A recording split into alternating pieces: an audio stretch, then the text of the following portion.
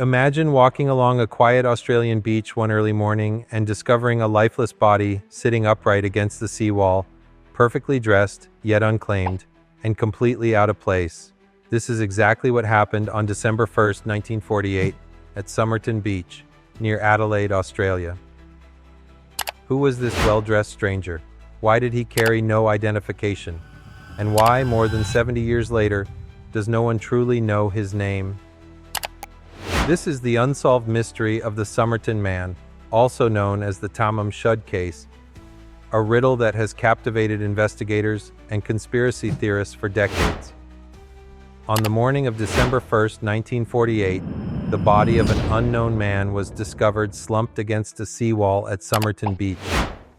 He wore a clean, pressed suit, highly polished shoes, and an overcoat. Strange attire for a summer night in Australia. Even more bizarre? He carried no wallet, no identification, and every label from his clothing had been carefully removed. Authorities were puzzled. The man showed no obvious signs of trauma, violence, or foul play. His face looked peaceful, as if he had simply fallen asleep. Yet, who was he?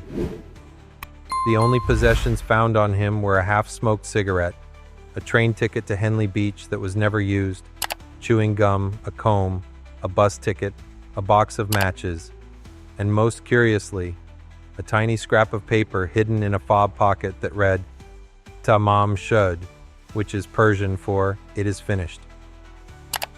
The investigation quickly spiraled into one of Australia's greatest mysteries.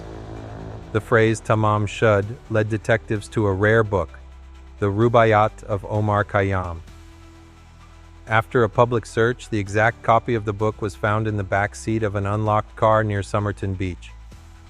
And inside this book, a secret. Written on the back cover were a series of seemingly random letters. Was it a code? A military cipher? A hidden message? No one, not even top cryptographers from Australia, Britain, or the US, could crack it. The case grew darker when a local woman, known as Jo, was shown a plaster cast of the man's face and visibly reacted. Yet she insisted she didn't know him.